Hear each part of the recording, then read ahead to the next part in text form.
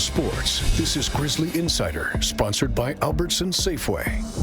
Hello everyone, and welcome to this week's edition of the Grizzly Insider right here on the Montana Television Network. Alongside the voice of the Grizz, Riley Corcoran, I'm Kyle Hansen, and Riley, we got a break, which rarely happens in sports media nowadays. How'd you enjoy the bye? It was awesome, Kyle. I mean, yeah, when you look at it from when football starts to when basketball ends, we have about 1 or 2 weekends, I think, that's free. So I enjoy being a fan for 1 weekend a year. Right. So I'm a sad Broncos fan, but I went down to Denver and cheered on Denver to a rare win over Green Bay. So it was great doing that. How about you? How was your bye week? Oh, man, just enjoyed the beautiful weather because it's about to come to an end here in Missoula and around Montana with winter right around the corner. Did some hikes with my dog, just kind of enjoyed the town a little bit, and it was just this past Saturday, it was 70 and sunny. I thought summer was coming around the corner. Yeah, enjoy it while you can because we're going to have more winter weather inside Washington Grizzly Stadium. Exactly. Oh, it's coming for sure. But still a busy week in Grizz athletics and a big week, too. And we got to start with Grizz soccer. I mean, what a season they've put together, Chris Citowicki and his staff. And after kind of a disappointing season a year ago, they won the Big Sky regular season title here in Missoula. What a special moment for them. It really was that Hollywood script, right? I mean, in this team, you could feel that it was special, Kyle. I think back really in August. I mean, they go on the road and beat North Dakota State. That kind of kick-starts it to, okay, we command your attention. They tie with Ohio State, set the program record, beat Oklahoma. You're thinking, okay, this is not a fluke what they're doing right here, consistently producing results. And then to go through conference play and to not lose a match, 7-0-1, best regular season ever. It was pretty awesome. Ninth title for Grizzly soccer. You can't say enough about what Coach Citowicki and that program have done, and I know that we enjoy covering them, not only what they do on the pitch, but off the pitch as well. Absolutely. Great people. The team is just so much fun. The energy is just buzzing, and you can just see that they were having fun. They were connected. You know, when you say best season ever, that's saying something with this Grizz soccer program, especially under Chris, because they've had so much success and won all these Big Sky titles, both in the regular season and the tournament, setting a lot of records in the process, which is incredible. Absolutely, and I think it's very fitting. It's Hall of Fame weekend here in Missoula, and it's going to be Betsy Dirksen, the first Grizzly soccer coach, being inducted. She was the one that started this, and now to see what Coach Citowicki has done, and there's so much that went on behind the scenes, Kyle, for what they did after last year, just not being up to Montana's standards, and Coach Citowicki's embraced that Montana holds themselves to a higher standard than everyone else, and I think that's why he's had so much success. Absolutely. Ashlyn Dvorak, huge year, tying the school record in shutouts, and then obviously most goals since 2000. Big year for them. Let's pivot to the other sport, volleyball right now. Volleyball, a little bit of a tough stretch, but they've had some ebbs and flows as well this year with Allison Lawrence and her crew.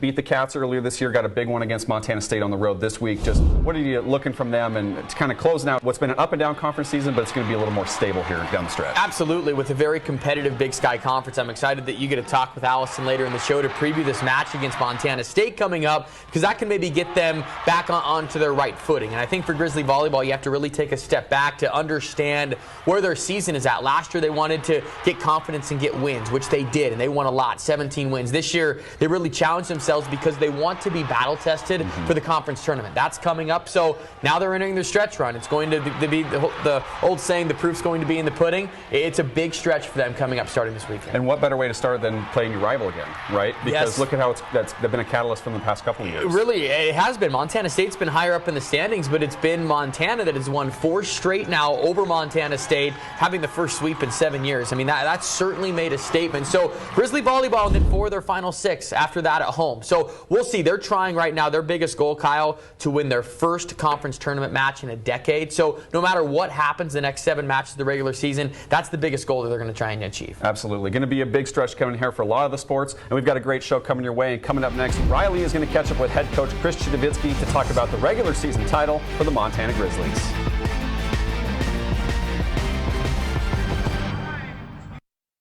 Welcome back to Grizzly Insider, sponsored by Albertson Safeway. And welcome back to the Grizz Insider, the championship edition. That's what we're calling it this week, with Grizzly Soccer getting it done. Their head coach, Chris Citowicki, kind enough to join us. Year 6, and now your 6th title. That has a nice ring to it, doesn't it? It does have a nice ring to it, yeah.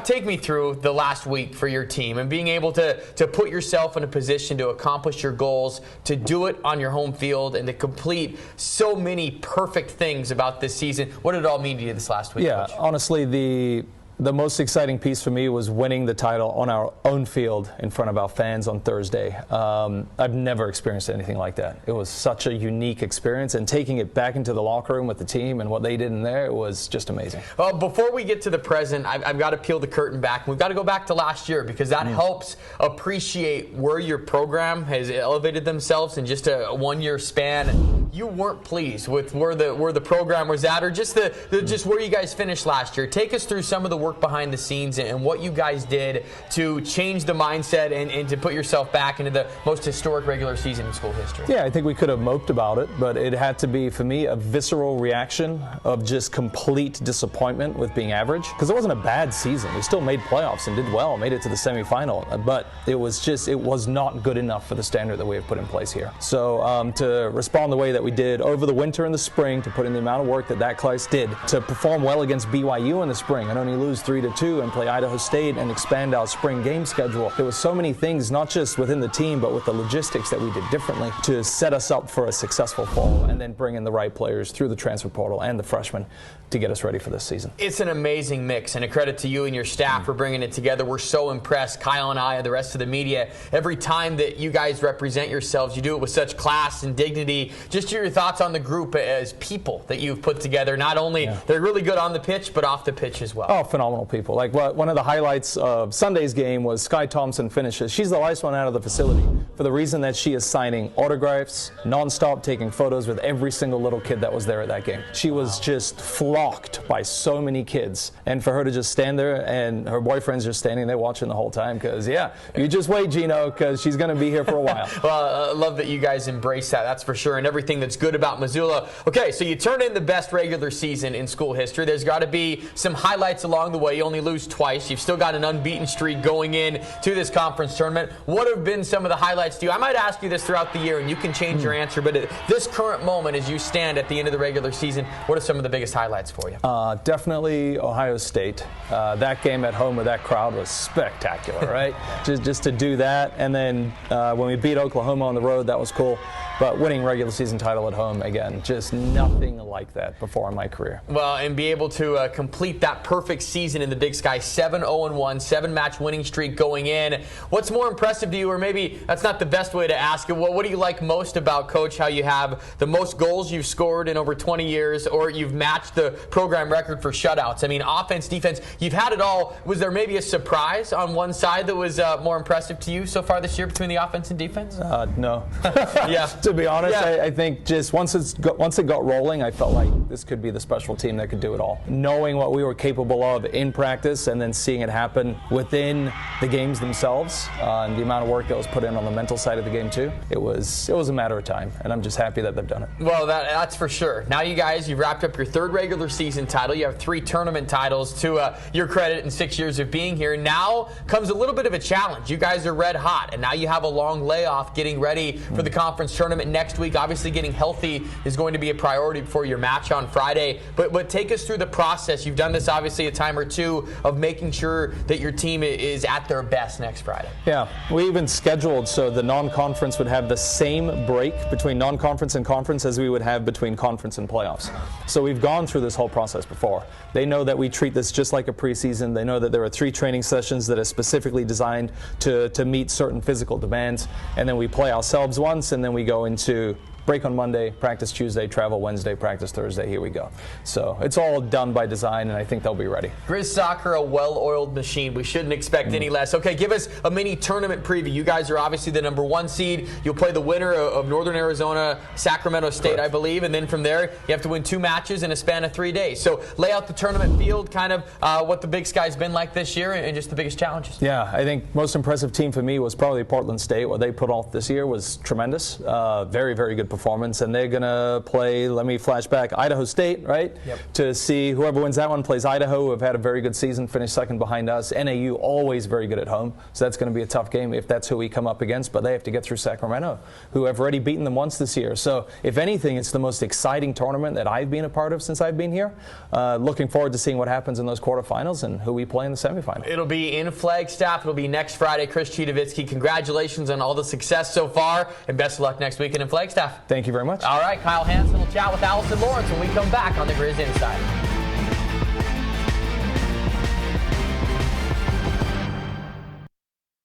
Welcome back to Grizzly Insider, sponsored by Albertson Safeway. And welcome back to the Grizzly Insider, and I'm excited to be joined by head volleyball coach Allison Lawrence. Allison, thanks so much for joining the show. Thanks for having me. Absolutely. You guys are coming off a little bit of a difficult road stretch, but it's one of the more challenging ones of the year, but you guys are sitting in a good place in the conference standings. Got a big game coming up on Friday against the Bobcats. Just, I guess, overall, what would your assessment of the program be and what the season's been like so far?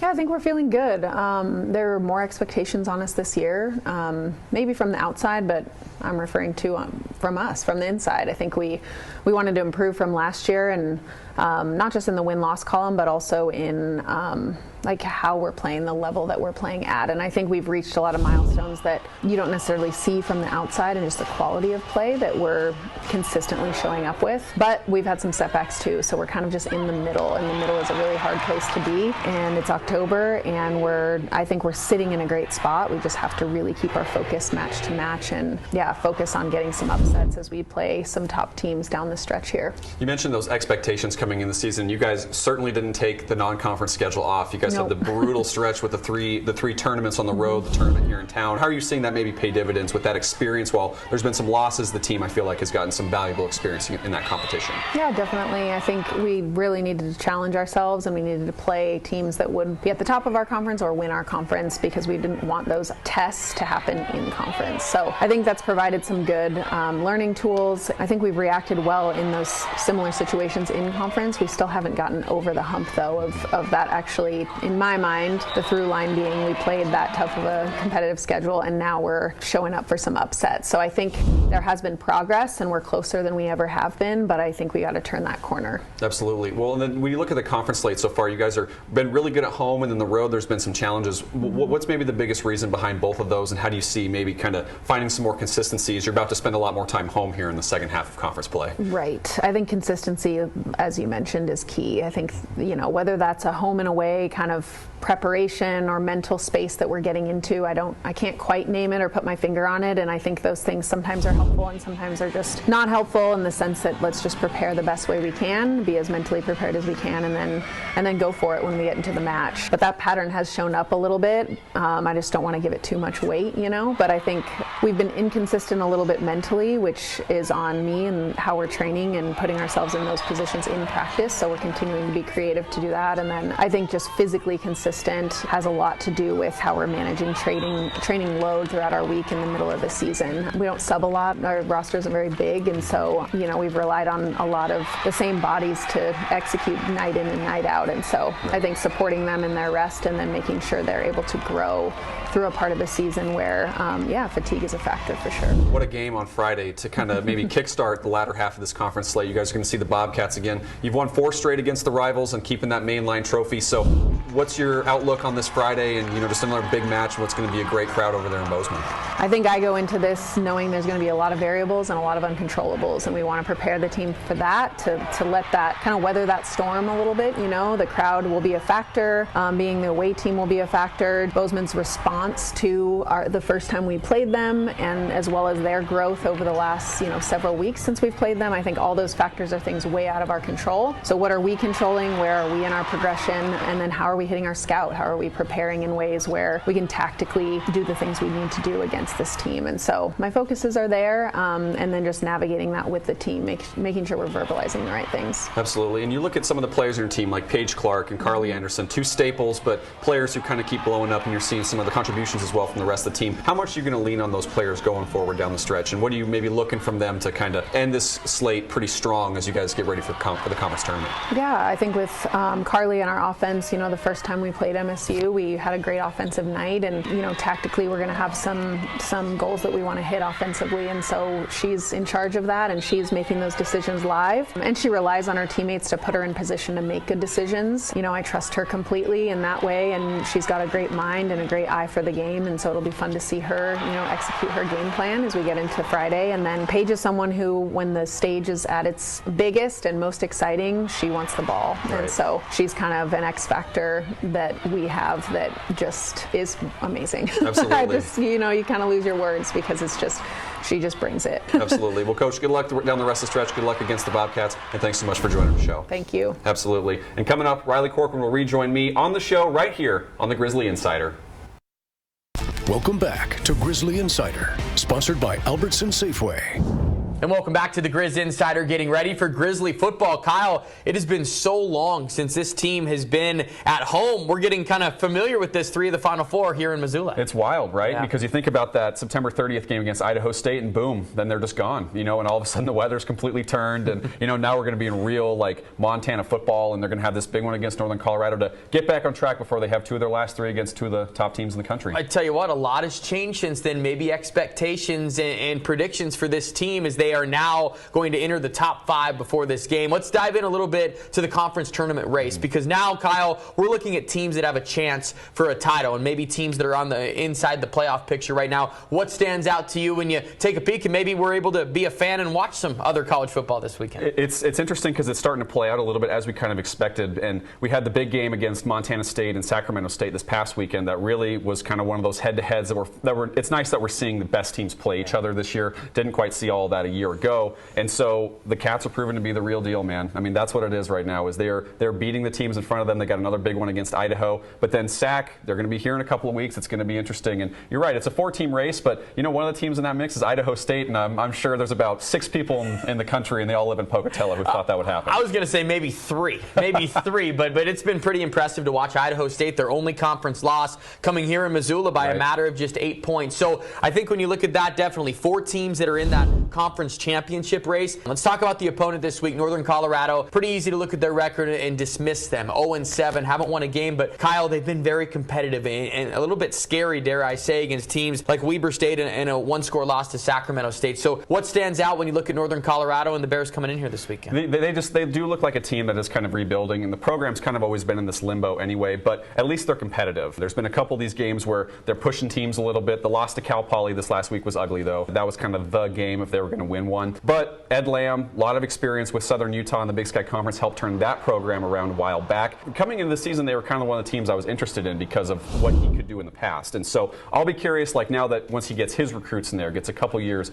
will Northern Colorado finally break through a little bit, kind of like we're seeing Idaho State, and just be a little competitive, because they've been a team that's getting beat down quite a bit, and it would just be nice to get some new blood in the mix. Great comparison there, I think, too, when looking at it with Idaho State. 5 first-year head coaches in the league, and Ed Lamb, someone like you said that has won 2 titles at Southern Utah. So we'll see how they build a lot of freshmen and sophomores that they're going to just take their lumps they're playing with this season. One tie, though, of course, to Montana, the Sermon name, right? A very recognizable Jacob Sermon, the starting quarterback for the Bears, a well-traveled career to find himself in Greeley. He is, yeah. Started his career at Washington, then went to Central Michigan, now with Northern Colorado. A lot of ties to Missoula. It's kind of crazy how many Sermons there are, right? Every year, I feel like we find more and more. But the younger brother goes to Missoula Sentinel High School here in town, and then cousins with Cy Sermon, who was a great player for the Grizz. And it's kind of cool for Jacob because he moved around a bunch with his career, kind of took over the starting role a year ago with Ed McCaffrey as head coach, and has kind of rolled this year. The results are there, but at least he's getting a chance to kind of finish out his college career as the starter. Well, when you look at it, too, trying to salvage a broken season, that's what Northern Colorado has, and what the Grizz are going to try and deal with this weekend.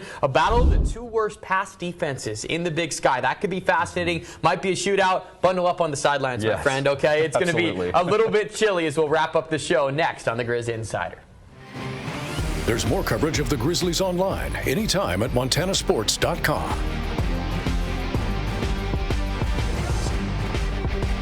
Welcome back to Grizzly Insider, sponsored by Albertson Safeway.